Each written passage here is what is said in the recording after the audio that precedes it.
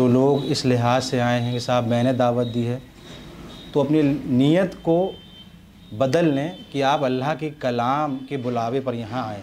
क्योंकि अगर वो नीयत यही रहेगी साहब कि मैंने बुलाया है, तो इस लिहाज में तो सवाब का मामला शायद आप तक ना पहुँच पाए। तो ये नीयत कर लें कि आप अल्लाह के कलाम को सुनने आएँ।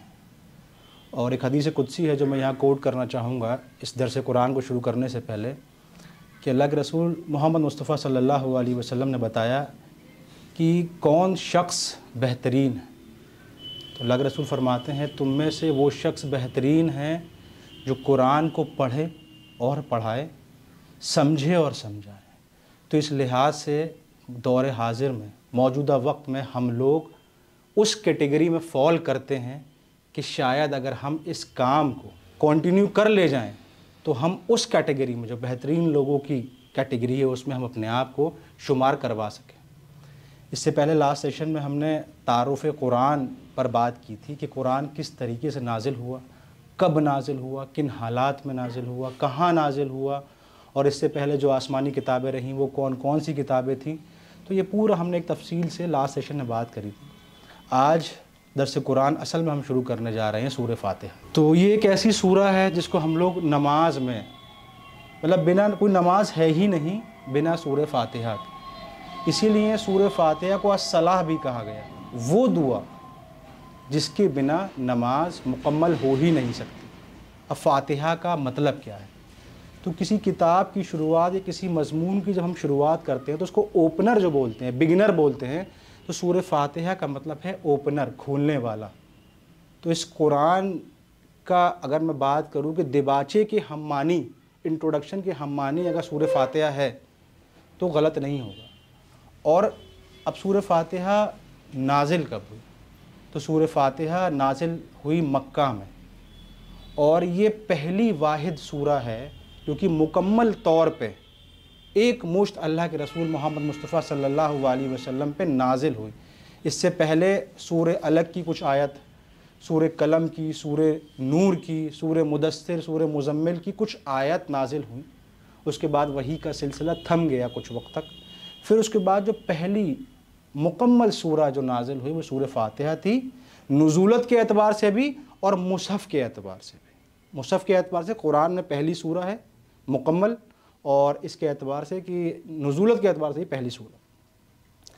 अब ये इसमें है क्या, हम पढ़ते हैं सूरा को तो इसमें है क्या, ये जानना बहुत ज़रूरी है।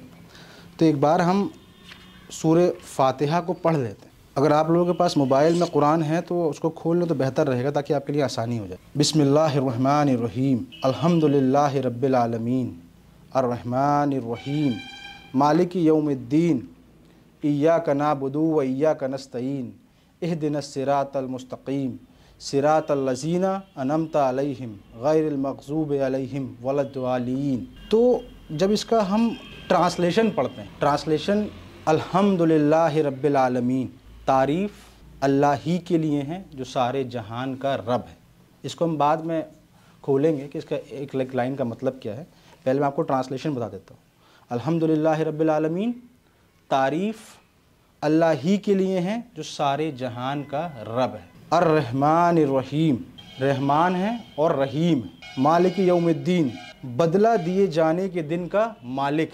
इय्याका नअबुदु व इय्याका नस्तईन, हम तेरी ही इबादत करते हैं और तुझी से मदद मांगते हैं। इहदिनस सिरातल मुस्तकीम, हमें सीधा रास्ता दिखा। सिरातल लज़ीना अनअमता अलैहिम गैरिल मग़ज़ूबि अलैहिम वलद्दालीन, उन लोगों का रास्ता दिखा जिन पर तूने इनाम रखे, उन लोगों के रास्ते से बचा जिन पर तेरा गज़ब हुआ या जो भटके हुए लोग थे। ये इसका ट्रांसलेशन है। अगर आप इसमें महसूस करें तो इसमें किसी तारीख़ के बारे में, किसी अहकाम के बारे में कि ये करना है, नमाज़ पढ़नी है, वज़ू करना, किसी चीज़ के बारे में ज़िक्र नहीं। ये एक लफ्ज़ी तौर पर अगर आप देखें तो ये दुआ है, और अल्लाह ने ये दुआ कुरान से पहले, असल कुरान से पहले रखने का मकसद था कि जो बंदा इस किताब को पढ़ने की शुरुआत करे उसके ये दुआ सिखा दी गई, जिससे कि एक बंदा अल्लाह से दुआ कर रहा है और उसके जवाब में पूरा कुरान अल्लाह ने नाजिल किया। सूरह फातिहा जब भी हम पढ़ते हैं तो हम अल्लाह से दुआ करते हैं।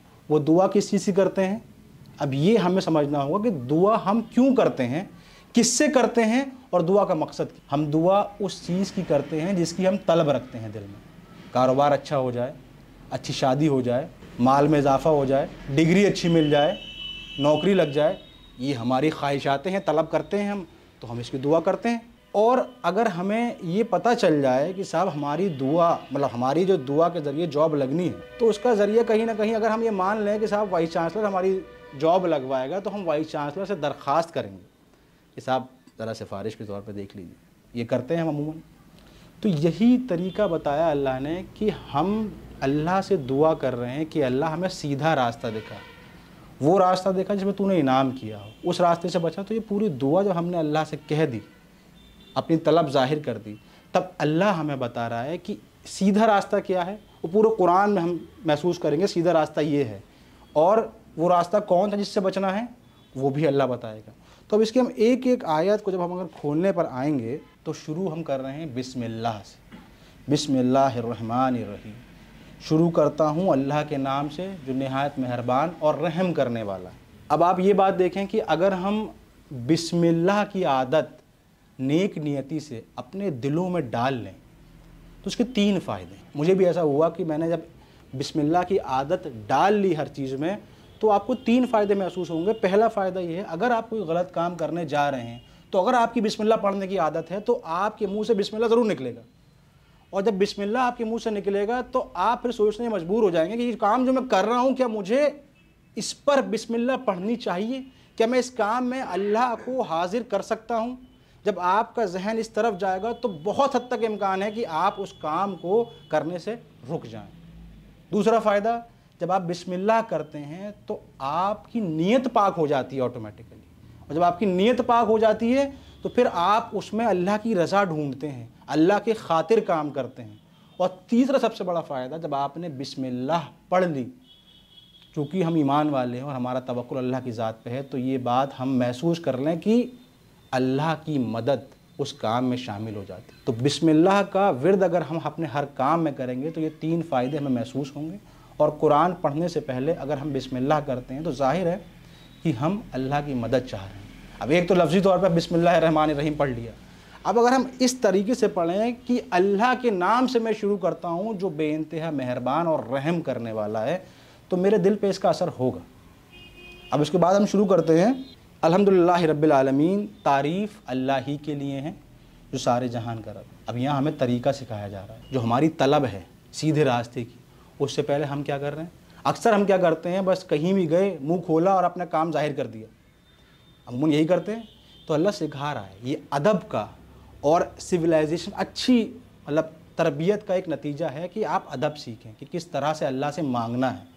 तो अल्लाह की तारीफ़, कुल तारीफ़ अल्लाह की। जब आप ये कहते हैं ना कि कुल तारीफ़ अल्लाह की है, तो इससे एक बात पर आप चोट मारते हैं। तारीफ़ अल्लाह के लिए है जो मखलूक परस्ती हम करते हैं ना, कि मतलब इंसानों की इबादत लाशऊरी तौर पे, उसकी जड़ हम काट दें। अगर हम ये बात देखें कि हमने देखा कि बड़ी खूबसूरत इमारत है, बड़ा खूबसूरत फूल है, बड़ी खूबसूरत कार है, कोई भी खूबसूरत चीज़ हम देखें तो हम ये बात कहते हैं कि यार बड़ी अच्छी चीज़ है, या माशाल्लाह बड़ी अच्छी चीज़ है। लेकिन हमारे जहन में वो तारीफ़ हम उसकी कर रहे होते हैं जिसने कार बनाई है। लेकिन अगर हम इनडायरेक्टली इस बात को देखें, रिलेशनशिप देखें कि तारीफ़ अल्लाह की है, और जिसने वो कार बनाई है उसके अंदर जो सलाहियत, जो जहन पैदा किया, वो किसका दिया हुआ? अल्लाह का दिया हुआ। अगर मैं कोई भी खैर काम अंजाम दे रहा हूँ, मैं अगर एग्ज़ाम में टॉप भी कर रहा हूँ, तो तारीफ़ आप कर सकते हैं कि भाई हाँ बड़े अच्छे नंबर आए, लेकिन वो सलाहियत, वो दिमाग की कैपेसिटी, वो चीज़ों को ग्रैस्प करने की सलाहियत, वो तो अल्लाह ही ने दी है। तो डायरेक्टली और इनडायरेक्टली तारीफ़ अल्लाह ही के लिए जो सारे जहान का रब है। अब रब क्या है, ये चूँकि हमारा दायरा जो है, वोकैबलरी हमारी बहुत महदूद है, तो इसलिए अपनी बात हम पेश नहीं कर पाते, और शायद इसीलिए हम नमाज में तवज्जो नहीं कर पाते। अब रब कौन होता है? रब वो होता है जो पालने वाला होता है, पोसने वाला होता है, ख़बरगिरी करने वाला होता है, आपका ख्याल रखने वाला होता है। हाकिम और मुदब्बिर के लिए भी इस्तेमाल होता है, जो रूलर होता है।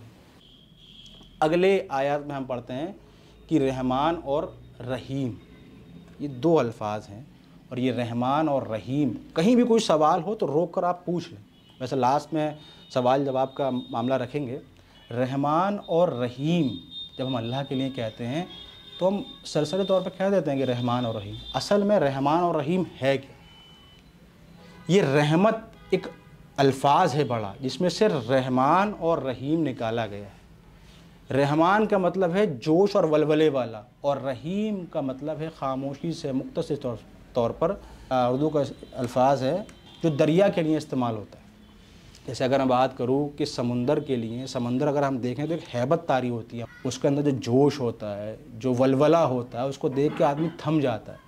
तो वो एक एग्ज़ाम्पल कोट किया हमारे स्कॉलर ने कि वो रहमानियत है अल्लाह की, और रहीम वो है जो दरिया मुस्तकिल खामोशी से मुस्तकिल में कॉन्टीन्यूटी से बह रही है, तो वहाँ रहीम इस्तेमाल किया। अगर मैं हम लोगों की मौजूदा ज़िंदगी पे नज़र डालते हुए रहमान और रहीम को समझाऊँ, हम बीमार हुए, अल्लाह ने हमें शिफा दे दी, ये रहीमी वाला फैक्टर है। एक इंसान मरने की कगार पे है और अल्लाह उसको ज़िंदगी दे दे, तो ये उसकी रहमानियत है। मुस्तकिल रोज़मर्रा की ज़िंदगी में हमारा खाना, हमारा पीना, अगर हमारा फूड पाइप ही बंद हो जाए तो हम कहाँ जाएंगे, क्या होगा हमारा? तो ये जो मुस्तकिल अल्लाह की रहमत हमारे साथ है, तो ये रहीम के फैक्टर में है। और रहमानियत जब हमें मास लेवल पे कोई ज़रूरत है अल्लाह की और अल्लाह अपनी मदद भेजता है, तो वह रहमान की कैटेगरी में आता है। अगर अब हम ये 2 आयत पढ़ें और इन अल्फाज के साथ जहन में रखते हुए पढ़ें, तो जो हमारा डिस्ट्रैक्शन नमाज में होता है ना, तो बहुत हद तक वो कम होता है। अब हम मोहब्बत अल्लाह से क्यों करते हैं? अक्सर आप लोगों ने सुना होगा कि अल्लाह तो बहुत रहीम है, अल्लाह बहुत रहमान है, माफ़ कर दे, ये अक्सर सुना है हमने। और यही सोच की वजह से शायद हम लोग अल्लाह को समझ नहीं पाते। हम ये बात बड़े आसानी से कह देते हैं कि अल्लाह तो माफ़ कर देगा, लेकिन तीसरी आयत क्या कह रही है कि बदला दिए जाने के दिन का मालिक है, मालिक यौमिद्दीन, उस दिन का मालिक है जिस दिन हिसाब किताब हो। तो एक तरफ हम देख रहे हैं कि रहमान और रहीम आया, और अगले ही पल क्या आया कि वो इंसाफ करने वाला है, वो बाइख्तियार इंसाफ करने वाला है। अगर वो किसी को सज़ा देना चाहेगा तो कोई उसको रोक नहीं सकता, और अगर वो किसी को इनाम देना चाहेगा तो कोई उसको रोक नहीं सकता। वो बाइख्तियार है अपने फ़ैसलों में। तो हम उससे मोहब्बत करते हैं किस लिए? क्योंकि वो रहमान और रहीम है। हम उससे डरते भी हैं क्योंकि वो मालिक यौमिद्दीन है, उस दिन का मालिक है जिस वक्त सारी ताकतें खाक हो चुकी होंगी। उस वक्त कोई उससे पूछने वाला नहीं होगा। वो कहेगा कि है कोई मालिक, तो एक आवाज़ बुलंद हम सब लोग ये बात कहेंगे, नहीं, अल्लाह तेरे सिवा कोई माबूद नहीं। अल वाहिद, अल क़हार, ये अल्फाज इस्तेमाल होंगे। तो हमें रहमत और रहमान और रहीम के साथ साथ ये भी देखना चाहिए कि वो मालिक यौमिद्दीन है। जब वो इंसाफ करने पाएगा तो हर एक चीज़ पे इंसाफ करे। ये हमने अल्लाह की हम्द बयान करी शुक्र के साथ इन 3 आयतों में। अब जो चौथी आयत हम पढ़ने जा रहे हैं, इय्याका नाबुदु व इय्याका नस्तईन, यहाँ हमने अल्लाह से एक मुआहिदा किया कि अल्लाह हम तेरी ही इबादत करते हैं और तुझी से मदद मांगते हैं। अब इसको हम ज़रा सोचें, क्या वाकई हम अल्लाह से मदद मांगते हैं? आज हम लोगों ने अपनी ज़िंदगियों पे अगर हम नज़र डालें तो खुदाई दावा हम लोगों ने खुद कर रखा है। ये काम मैं कर लूँ, पहले ये काम करके मैं आऊँगा कुरान के लेक्चर में। आप समझ रहे हैं? पहले मैं ये काम कर लूँ फिर मैं आऊँगा कुरान के लेक्चर में। तो आपने कुरान को कौन सी तरजीह दी? 2 दर्जे की तरजीह।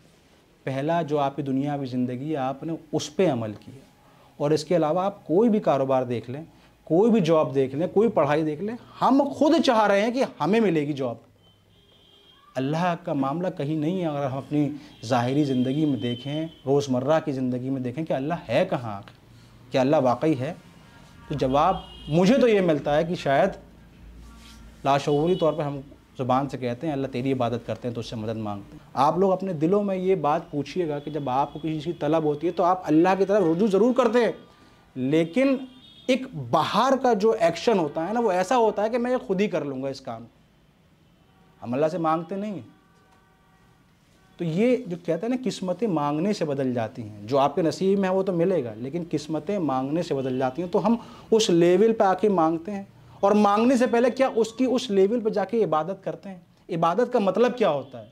इबादत का मतलब होता है सिंसियरिटी, ओबीडियंस, ग़ुलामी, बंदगी, फर्माबरदारी। फर्माबरदार कहते हैं ना कि ये मेरा बड़ा फर्माबरदार बच्चा है, मतलब कि ये बच्चा ऐसा है जो मेरे बिना इजाज़त के कोई काम नहीं करता, तो क्या वो फर्माबरदारी हम लोगों के अंदर है?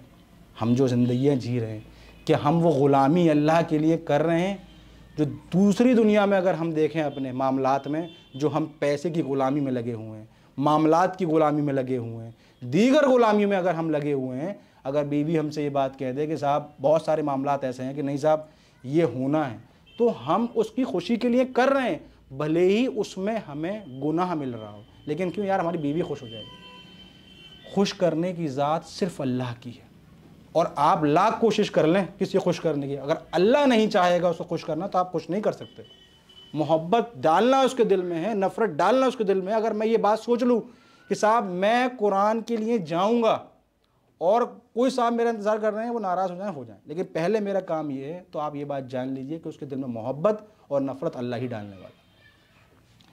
ये मुआहिदा हमने कर लिया, मान लिया कि हम तेरी इबादत करते हो तो उससे मदद मांगते हैं। अब इसके बाद आ रहा है इहदिनस सिरातल मुस्तकीम, हमें सीधा रास्ता दिखा। हम अल्लाह से मांग रहे हैं कि अल्लाह सीधा रास्ता दिखा, हमें नहीं पता वो सीधा रास्ता क्या है, हम मांग रहे हैं अल्लाह से।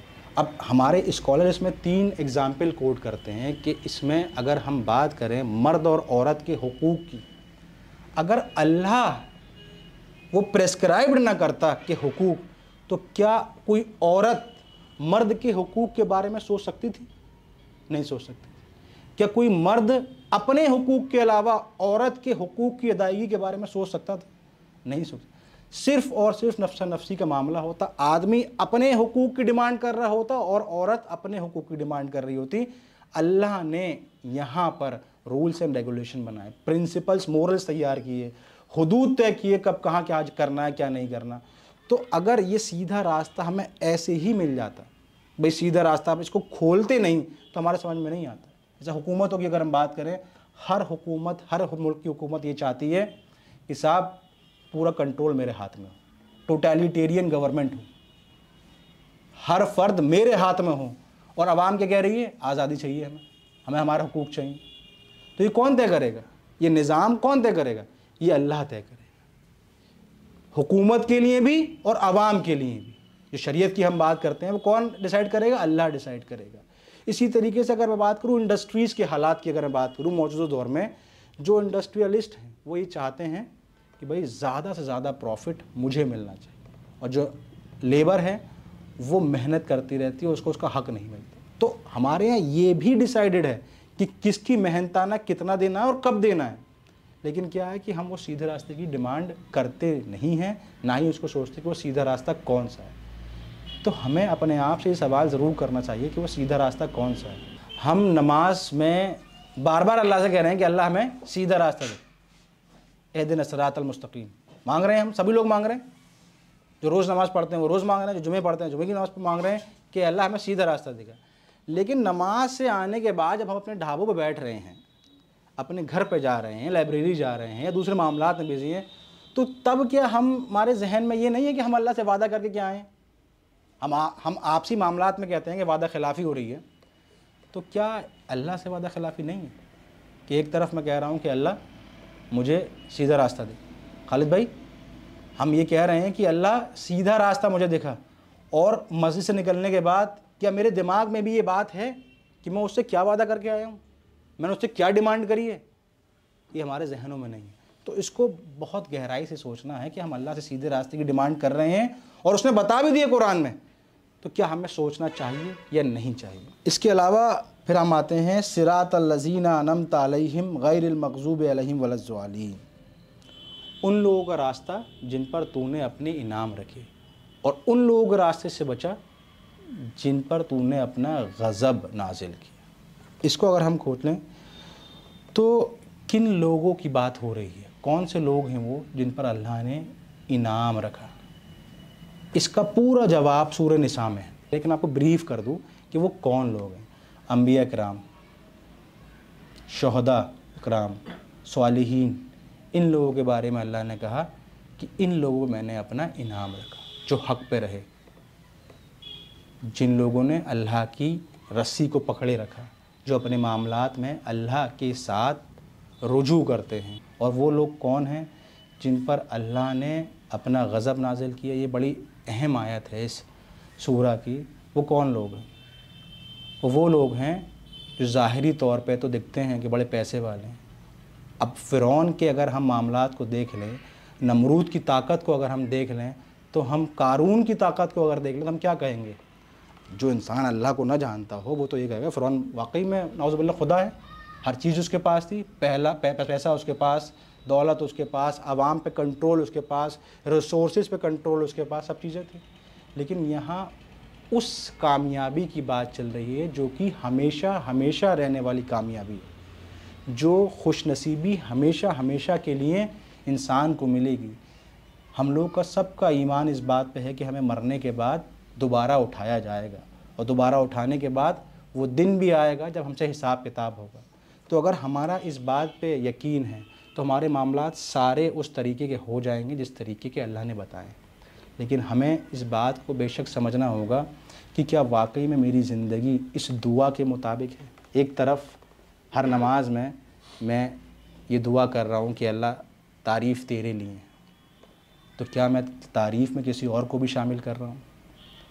अगर किसी ने पंखा भी बनाया है तो उस पंखे के पीछे जो सलाहियत, जो दिमाग है, वो किसका अता किया हुआ है?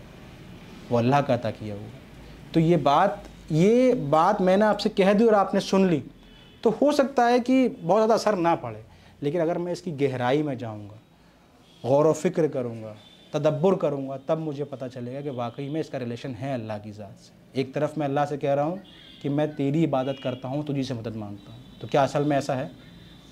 मैं कह रहा हूँ अल्लाह मुझे सीधा रास्ता दिखा, तो क्या वाकई मैं उससे चाहता हूँ सीधा रास्ता मुझे दिखाए? और जब उसने इस पूरे कुरान को पेश कर दिया इस दुआ के नतीजे में, तो मैं क्यों उस नज़रिए से, उस चश्मे से अपनी ज़िंदगी के मामलात को नहीं देख रहा हूँ? तो ये मुख्तसर सी दुआ थी जो अल्लाह ने हमें सबको सिखाई। इसके अलावा मैं एक जो अमल मेरा अपना रहता है, मैं ज़रूर बताऊँगा आप लोगों को कि इस दुनिया की डिस्ट्रैक्शन में जब हम नमाज़ पढ़ने खड़े होते हैं तो हमारे जहनों में वो सारे मामलात आ जाते हैं जो शायद नॉर्मली हमारी ज़िंदगी में नहीं होते।